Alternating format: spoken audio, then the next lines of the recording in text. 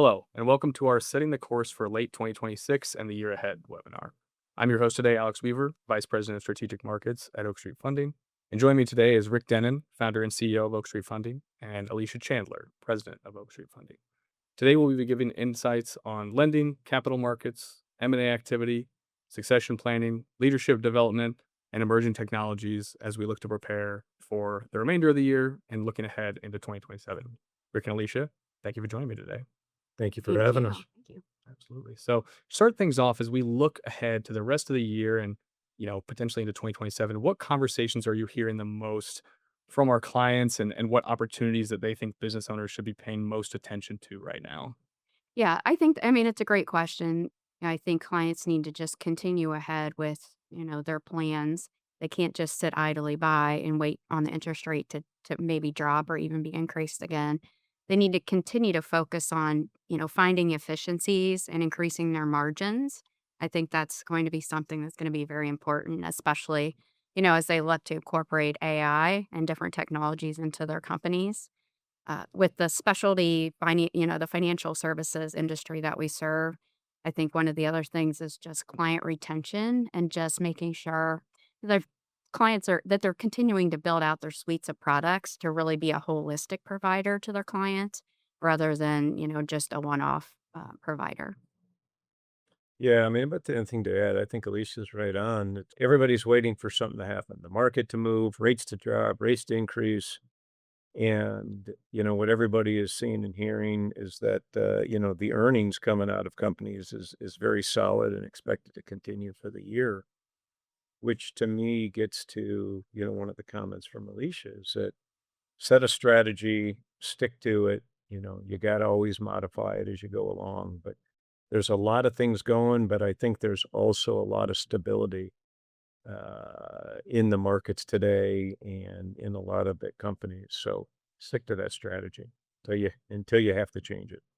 Yeah, I think that definitely makes sense. I think the companies that are nimble and willing to kind of differentiate themselves are going to kind of stand out in this time of a little bit of stability and stagnation. So, is there anything else from the lending and capital markets that you guys are seeing right now that, you think business owners specifically should be paying attention to?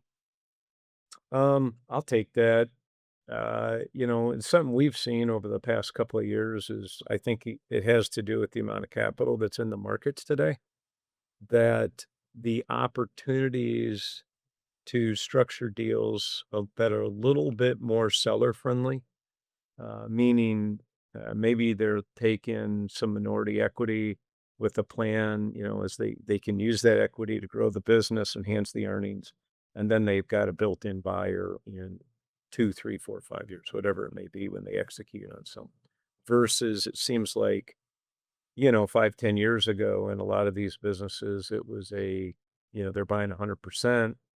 And with all the upside and, opportunities ahead of you and with multiples increasing, some of the owners and sellers were missing out on the upside of that. So it seems like with some of those minorities, and we've even seen a couple of business models that is very specific to say we're buying minority, with the intent to eventually take it out. So that's kind of a new structure. I really like it. And then for lending, I think it creates a really good alignment between the buyer and the seller and, for us to step in as the lender.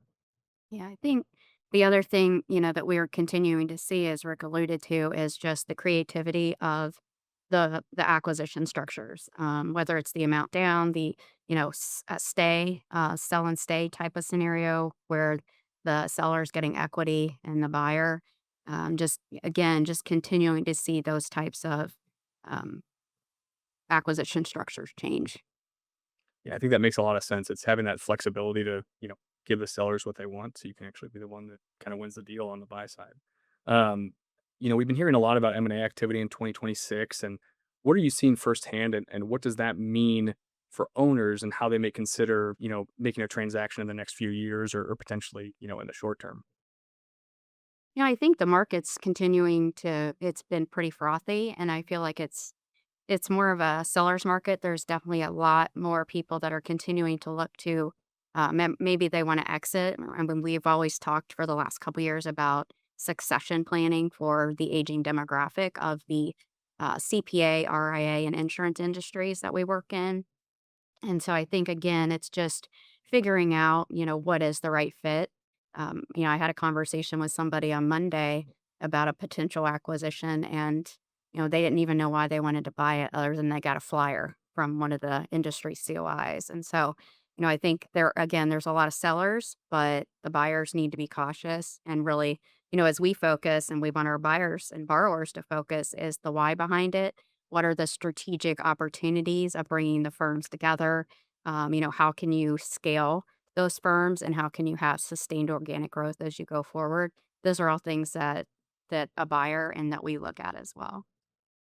Yeah, and I would just add, the amount of capital coming into this industry isn't slowing down, and I think, the M&A did slow down when those rates went up 500 basis points.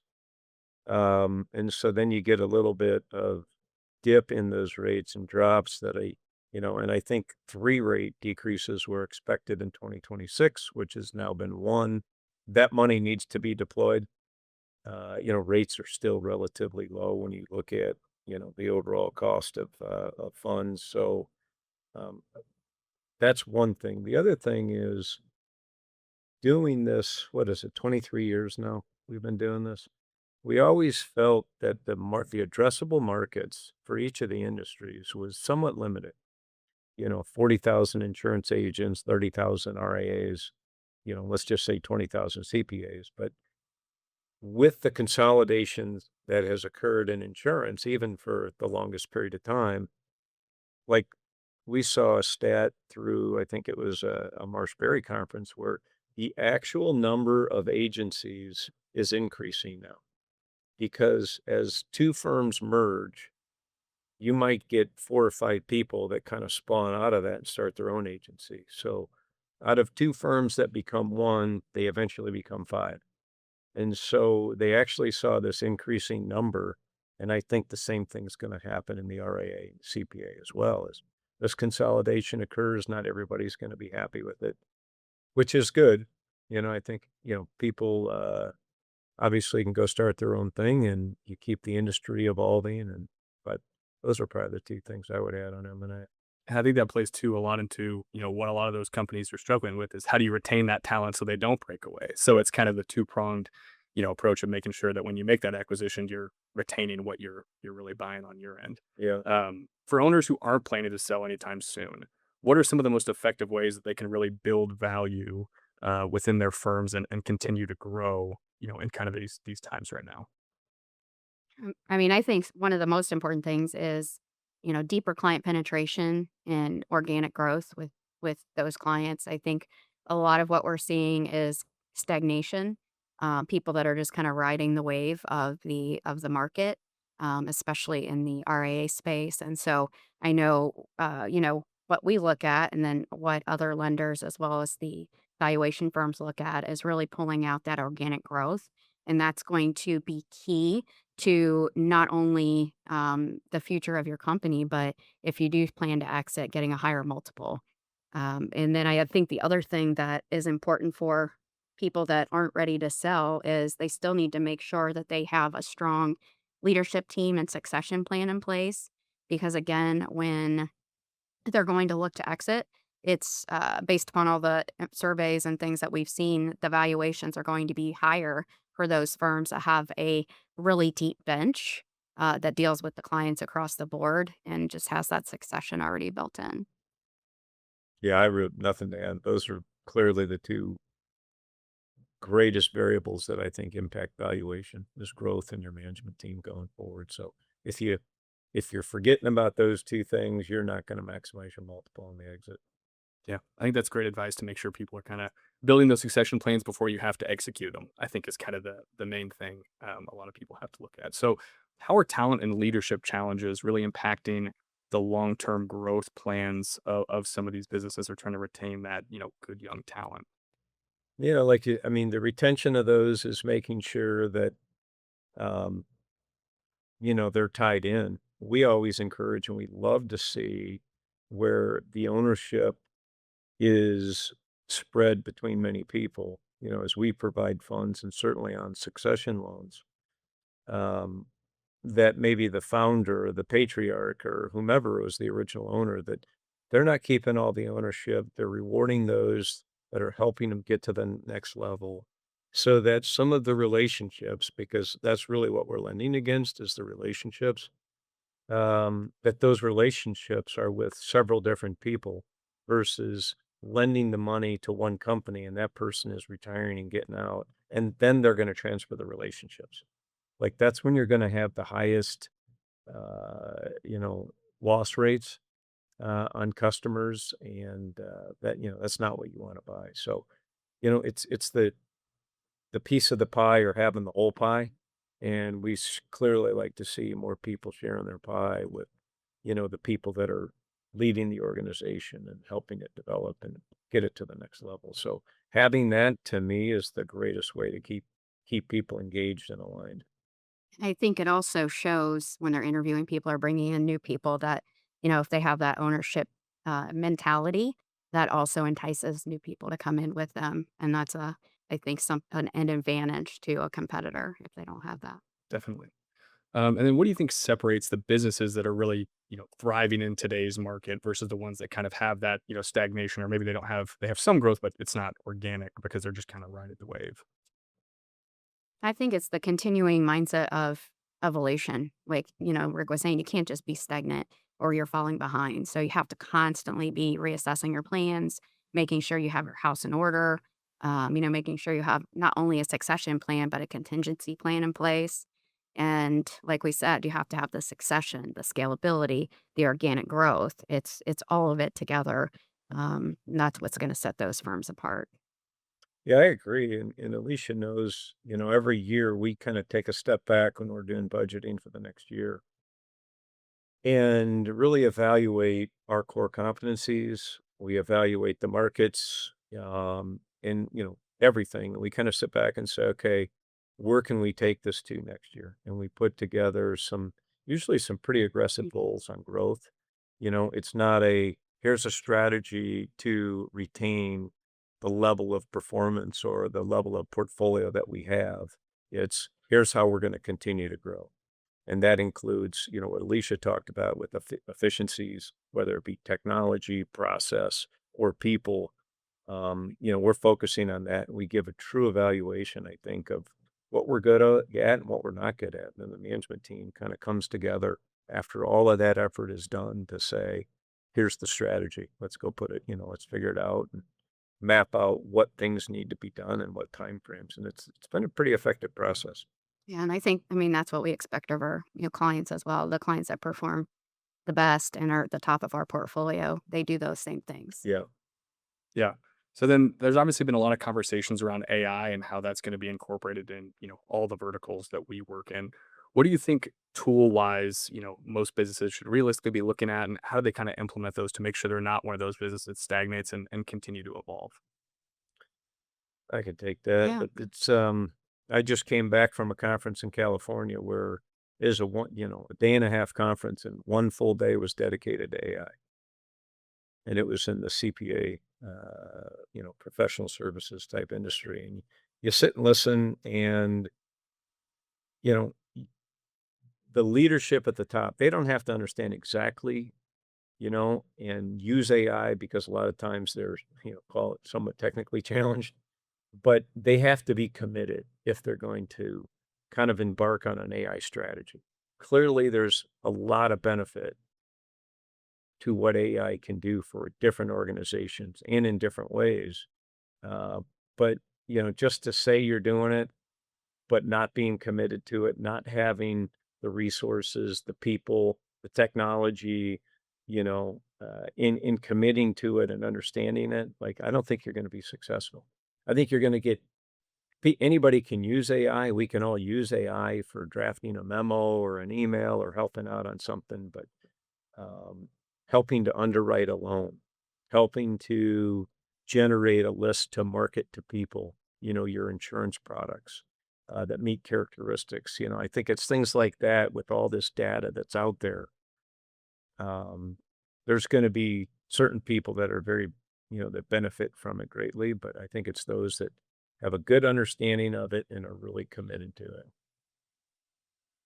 Yeah, I think it yeah, sorry, I was gonna say, I think it just makes sense. It's gonna be a learning curve for people as they kinda tend to adopt it, but you kinda have to really, hone in and focus on it or you're gonna kinda do it Yeah. And there has to be halfway a and buy-in from the top down, yeah. right? Like, you all have to understand the why, what you wanna use it for, what efficiencies you wanna gain, and incorporate it into your process.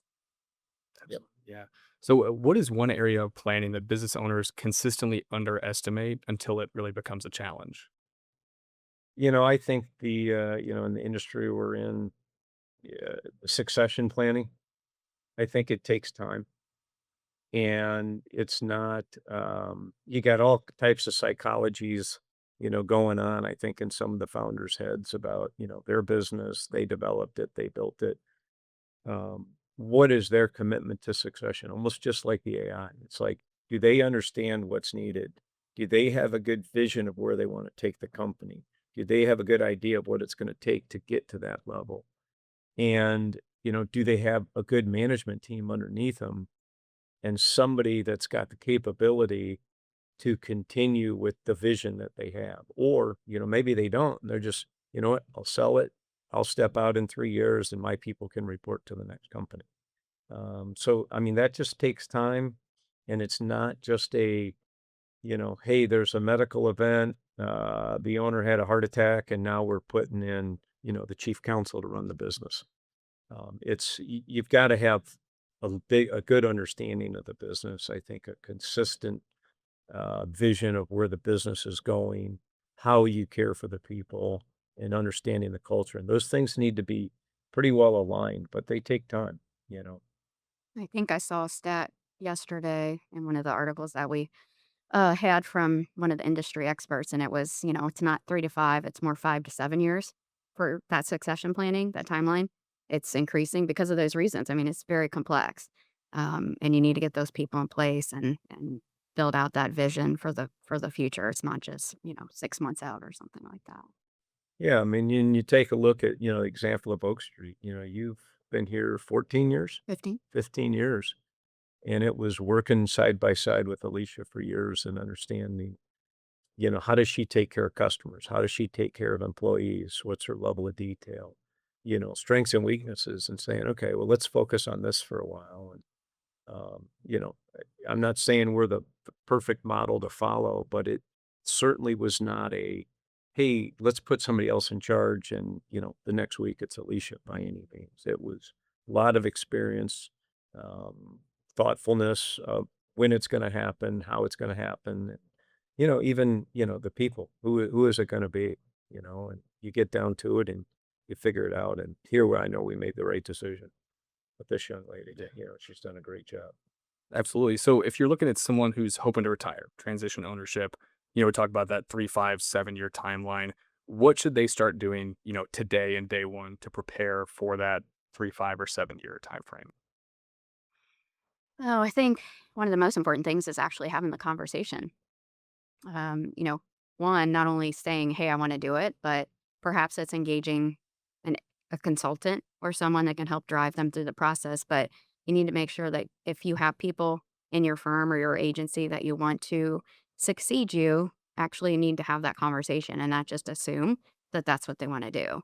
Or perhaps they're not the successor and they think they are, and you're afraid to tell them. So I think, again, it comes with a true assessment of where you are and how you wanna get that plan together, and then actually documenting it, getting the right, whether it's an acquisition, some sort of buy-in agreement, or your, operating agreement, getting that stuff into place with, again, the proper, counsel, may have some tax implications, and so it's just actually putting pen to paper and sitting down and getting it going. Yeah, I mean, you adding auditing reviews, things like that, that outside people are looking. But, you know, one of the worst things you can do is, well, the stagnation, do nothing.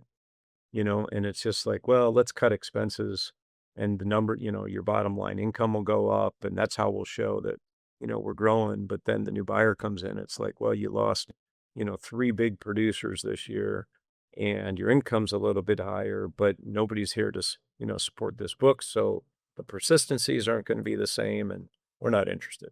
So the worst thing you can do, I think, and, we've been fortunate, we've been through it selling the company 3 times is we never were like penny wise, pound foolish. It was like, we got to stick to our strategy, focus on the growth and the management team. And we always did. And we were always transparent throughout that whole process. And I think that it yielded the best results for us as we went through the selling process as well. Yeah, and I think too, I think the best advice we always give people is, run your business like you're looking to sell, even if you're not. So Yeah. keeping your ship tight and making sure everything's kind of in line, and that'll obviously lead to growth. And then once you're ready to sell, it's already aligned with what buyers are usually looking to buy as well. So as we look ahead to 2027, what are some of the biggest opportunities for business owners that you are kind of seeing in the market, and how they can kind of be proactive with that growth? I think some it is, and I'll speak to insurance. I think specialization is something that we've been seeing a lot of. Is not you're just not the average retail agent down the street. You have a specialization, a niche in a certain industry or what you offer. And so I know that's certainly been something that I see that's been setting some insurance firms or agencies apart. Again, I think holistic client offerings, whether you're an RIA or a CPA or an insurance agent, it's making sure that you really understand what your client needs and being able to provide all of those things to them so that they're not looking elsewhere to get pieces of that puzzle. Otherwise, they could find someone else that offers all of that, and then you're left, with nothing. So I think it's certainly looking to make sure you're a holistic provider to your clients and that they're only looking to you. Yeah, great points. And, again, if rates decrease in 2027, which is now, more the expectation, it seems. We've already talked, there's plenty of capital there, but that's going to do nothing but, I think, continue to drive growth in the number of M&A deals. It seems like in, the industry's insurance, I would say for sure. RIA got there real quick and CPA is getting there, but like the multiples that are being paid are kind of plateauing, and you got to be careful how you look at that stuff, whether it's a historical or a pro forma or an adjusted pro forma. There's all different types of ways, but we're kind of at a plateau, and I think in those industries on what can be paid. So if rates come down a little bit, I think that drives some of the M&A. If they go back up, it might slow it down, but you're still at a really good low rate cost of funds in today's market that 25, 50 basis point change in rate shouldn't impact your decision at all on whether you're going to acquire or not. But, as we talked throughout and Alicia just pointed out, a lot of the opportunities that I think exist for business owners. Great. Well, I definitely want to thank you both for being here today, and sharing all of your insights with our audience. And, thank you to those who tuned in and submitted questions. We appreciate your continued viewership, and stay tuned for more from us here at Oak Street Funding with new content and new guests. All Thanks right. again. Thank you. Thank you.